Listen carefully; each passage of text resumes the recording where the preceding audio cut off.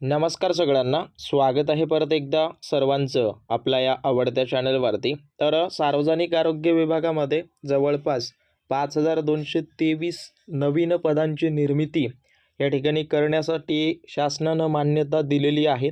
आणि बऱ्याच विद्यार्थ्यांचं म्हणणं असं आहे की नेमकं याची जाहिरात आलेली आहे का, किंवा कधी येणार आहे, किंवा बऱ्याच ठिकाणी असंही सांगण्यात येतं की येत्या 2 ते 3 महिन्यामध्ये ही पदभरती घेतली जाणार आहे। ओके, सो नेमकं या सर्व पदांसंदर्भात काय अपडेट आहे, नेमकं ही प्रक्रिया काय आहे, संपूर्ण माहिती ही तुम्हाला सांगण्यात येणार आहे। त्या अगोदर नवीन असाल सगळ्यांनी आपल्या चॅनलला सबस्क्राईब करायचं आहे आणि काहीही तुमचे डाऊट असतील तर अवश्य मला या ठिकाणी विचारपूस करू शकता। कमेंट्स बॉक्स तुमच्यासाठी ऑन आहे। सो सगळ्यात पहिलं सांगायला गेलं तर याच्यामध्ये जवळपास 5223 पदे आहेत, जे की आरोग्य विभागाची या ठिकाणी सध्याला काय मिळालेली आहे, मान्यता मिळालेली आहे। लक्षात ठेवा। ओके, आता सरळ सरळ सांगायला गेलं तर हा एक जी आर आहे आणि हा जी आर नेमका कशा संदर्भात आहे तर लक्षात ठेवा, याच्या अगोदर एक जी आर आलेला होता, ज्या जी आरमध्ये जवळपास माझ्या मते तो व्हिडिओ मी कव्हर केला आहे। ओके, 7523 काहीतरी समथिंग जे आहेत ते पदांना आरोग्य विभागाच्या मान्यता मिळालेली होती, किंवा ती पदे भरण्यासाठी जो काही खर्च येणार आहे तो शासनानं मान्य केलेला होता।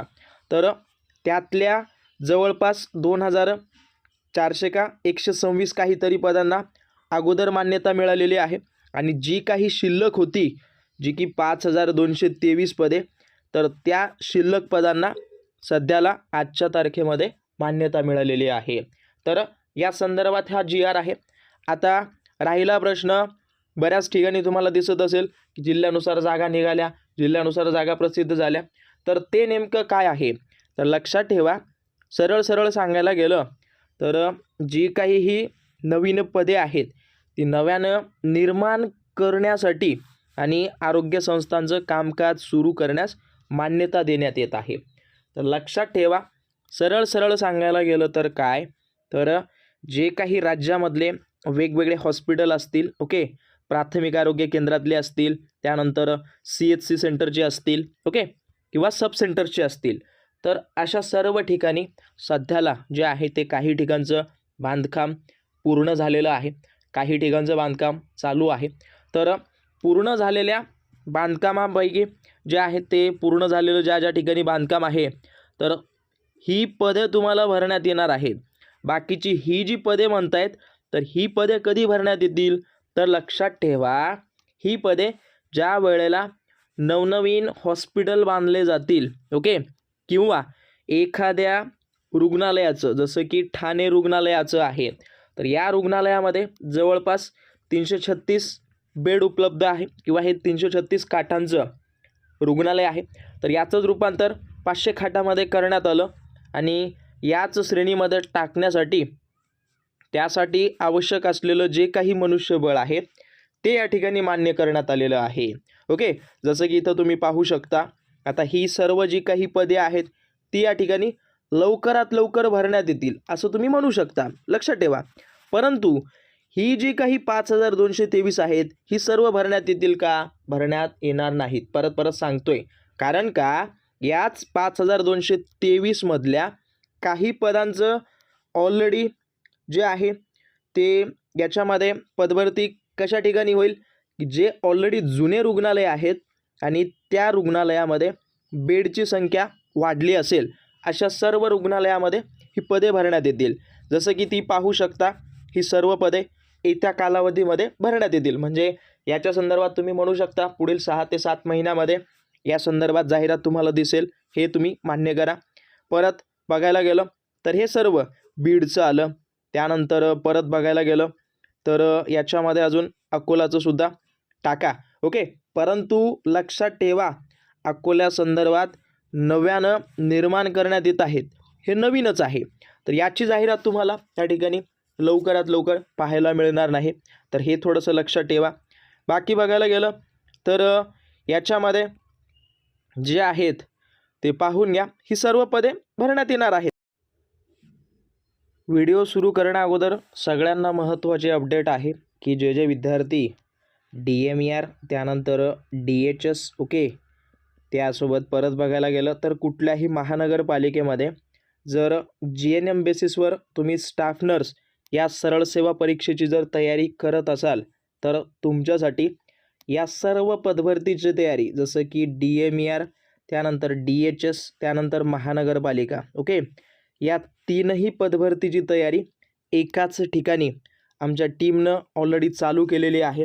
सो ज्यांनी कुणी बॅच जॉईन केली नसेल बॅच जॉईन करून घ्या.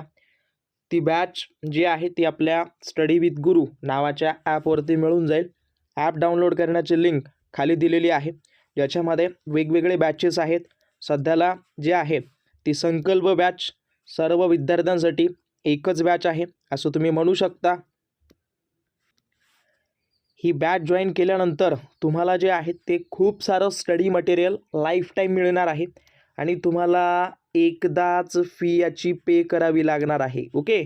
सो जेवढं होईल तेवढं लवकरात लवकर सगळ्यांनी जॉईन करा. काही डाऊट असेल तर व्हॉट्सअपला माझा नंबर आहे त्या ठिकाणी कॉन्टॅक्ट करा ओके. याच्यामध्ये खूप सारं मटेरियल आहे जसं की तांत्रिक विषयाचे लेक्चर जे नर्सिंगचे आहेत ना ते आपले नर्सिंगचे दररोज 10 वाजता मी लाईव्ह असतो ओके. एक वेळा यूट्यूबला चेकआउट करा अथवा तिथं डेमो लेक्चर आहे ते सुद्धा करा.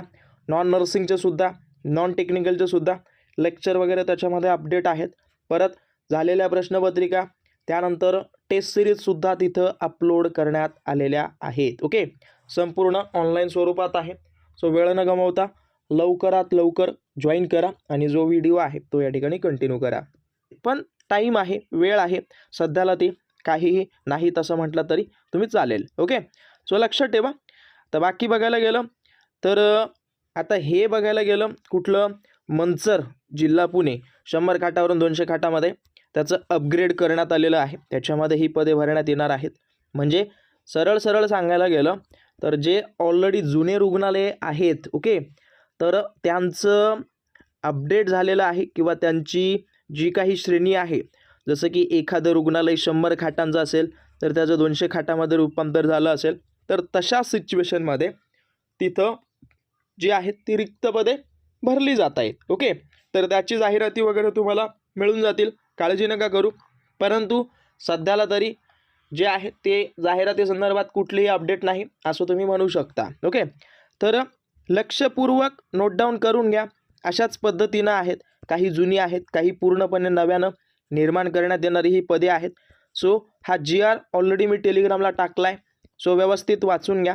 काही डाऊट असतील अवश्य कळवा आणि ज्यांनी कुणी बॅचेस वगैरे जॉईन केली नसेल सो लवकरात लवकर बॅच जॉईन करून घ्या. बाकी तुम्हाला भेटतो. जी काही महत्त्वाची माहिती आहे ती तुम्हाला तुमचे डाऊट क्लिअर करण्यासाठी या ठिकाणी मी प्रोव्हाइड करत असतो. सो व्यवस्थित पाहून घेत जा. तरीही तुम्हाला समजलं नसेल नक्की कमेंटमध्ये तुम्ही कळून देऊ शकता. त्यावर अवश्य आमची टीम आम्ही रिप्लाय लवकरात लवकर त्या ठिकाणी करू तुम्हाला. बाकी भेटेन तुम्हाला पुढच्या भागामध्ये. धन्यवाद.